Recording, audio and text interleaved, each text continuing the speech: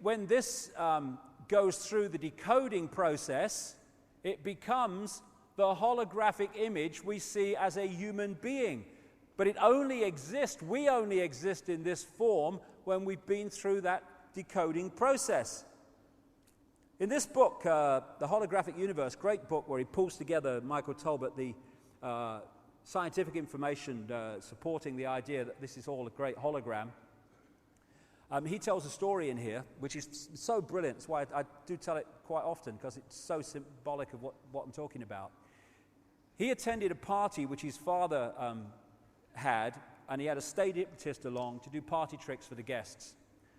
There came a point where the hypnotist is dealing with this guy called Tom, and he said to him, he's doing through the tricks, and then he said to him, when I bring you back to a waking state, you're not going to be able to see your daughter in the room.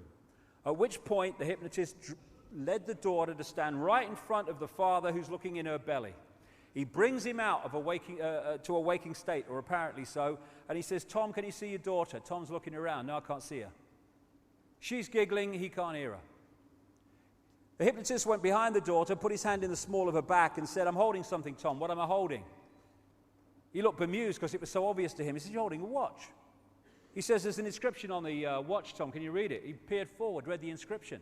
His daughter standing between him and the watch. Now, from a left brain perspective, Professor Richard Dawkins at Oxford University or something, that's impossible. You're one of these charlatans. But of course, from a left brain perspective, it's not possible. But when you realize the nature of reality, it is possible. Why? Because his daughter is an energetic construct on that level.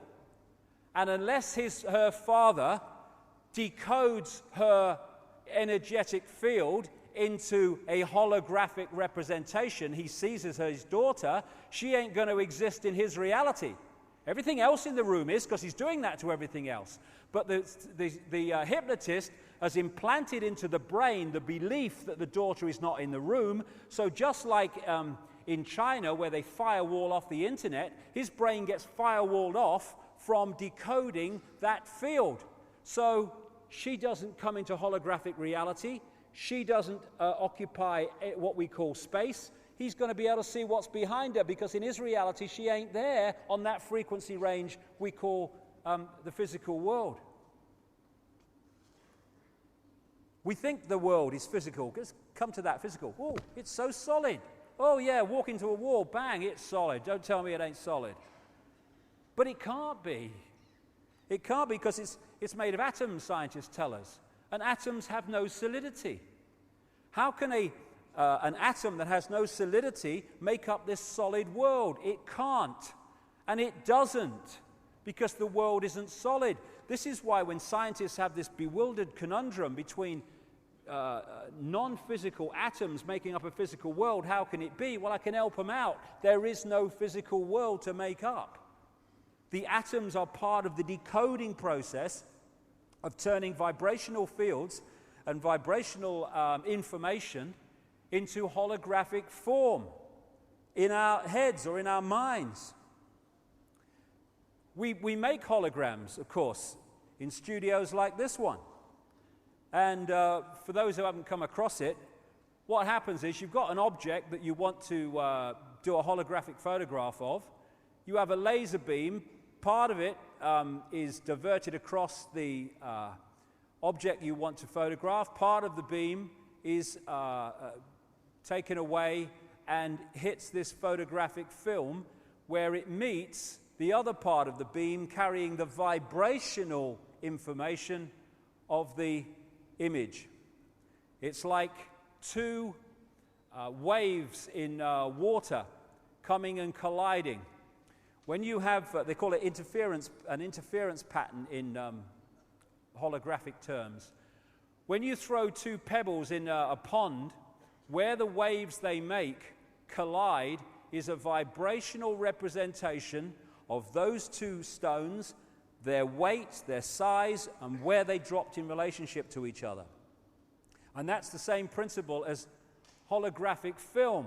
It looks like fingerprints and stuff. It seems to have no form, no clarity, but you then fire a laser beam at this and bingo, an apparently three-dimensional image of what's been photographed appears before your eyes, appearing to occupy space but not. These are all holograms. Some of them, the best ones, can look as solid as you and me. These are all holograms with no space, no 3D, just the appearance of it. There's the Queen, holographic photograph of the Queen. Very appropriate when we get to the second half. Queen's a lizard. You're mad.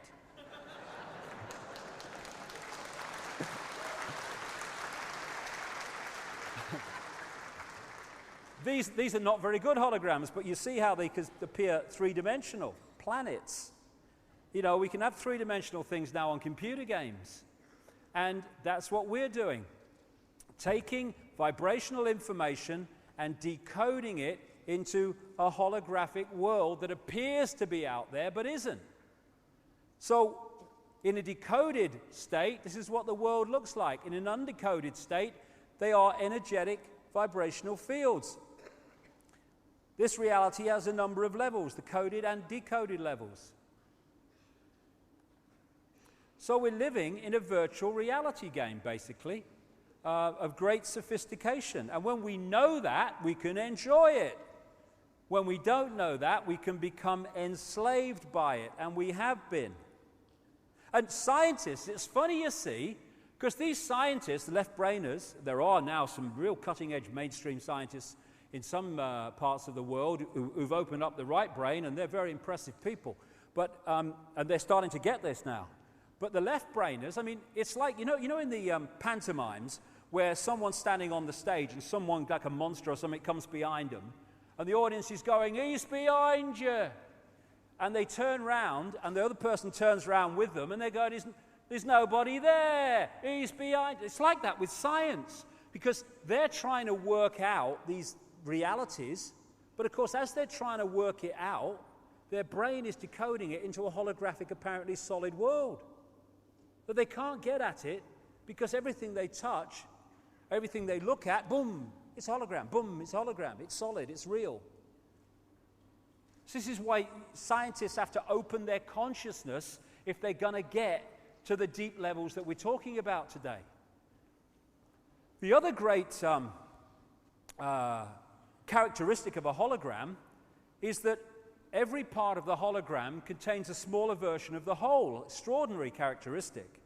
So if you cut a holographic print, those wavy frequency fields, the interference pattern, into four, and you fire a laser at the four pieces, you don't get a quarter-size part of the whole picture. You get a quarter-size version of the whole picture. Everything is a smaller version of the whole. And that is why this works and what it's based on, if people started to realize it. Things like reflexology and acupuncture and these other alternative forms of healing, they can find parts of the body, this is reflexology, acupuncture is the same, that reflect in different parts of the body the bigger parts of the body, so they can treat the heart from a point on the foot or the hand. Different parts of the ear, you can treat different parts of the body from a point on the ear. Of course you can. It has to be like that because the body is a hologram, and so the ear is a smaller version of the whole in the way it works. We have this thing, this line that people say, "Oh, everything's as above, so below." Yes, because it's a hologram. So, this is why the human energy field is mirrored by the Earth's energy field, because it's a hologram, and every part of the whole, at all the different levels, is a smaller version of the whole. What we're living in is a holographic internet, as I call it. If you look at what we call the internet, which we use on our computers,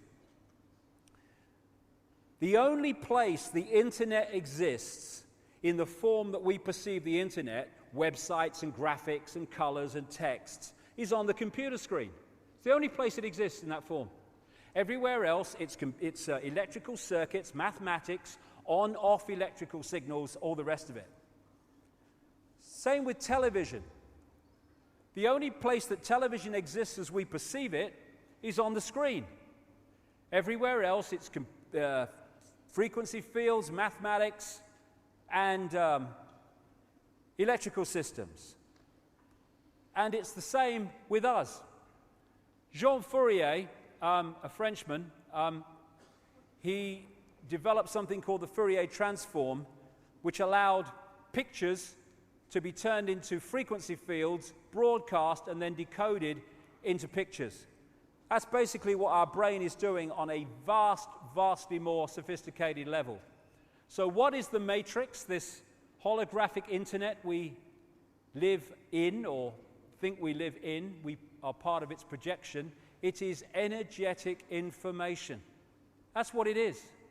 And we decode that information, and what we decode and how we decode it decides our experienced reality. Decides what we experience. We are crystals, basically. And so often, of course, in receiver transmitting, you see the use of crystals. The membrane of every cell, and we have trillions of them, is a crystalline substance. DNA is a crystalline substance. This is the membrane of a cell. And electrical signals make these gates open and close, letting in what's good for the cell, keeping out what's bad for the cell, etc., etc. Which is why when we get involved in disruptive electrical and electromagnetic situations, these can open and close at the wrong times and lead to ill health. But we are crystals, and we are transmitter-receivers of information. And this was an article on DNA that I read. From the characteristic form of this giant molecule, a wound double helix, the DNA represents an ideal electromagnetic antennae. Yes, of course it does. On one hand, it is elongated and thus a blade which can take up very well electrical pulses. On the other hand, seen from above, it has the form of a ring and thus is a very magnetical antennae. Don Juan, I think his name was, the shaman source of the Carlos Castaneda books, is quoted as saying this: "We are perceivers, we are awareness, we are not objects, we have no solidity, we are boundless, we, or rather our reason, forget this, and thus we entrap the totality of ourselves in a vicious circle from which we rarely emerge in our lifetime." And we don't do that because we're not meant to. Society is structured to keep us there. And these influences, programming information, sense of belief, the poisons we get in food and drink, religions that mess with our minds and close down our awareness, education and all this other stuff, medical drugs are affecting the decoding of this information, what we decode, how we decode it, and what range we decode. And at the level of the real manipulators, that's coldly, calculatedly done to put us in a vibrational prison we call a world. Bewildered world, going through it. What the hell is it all about? I don't understand.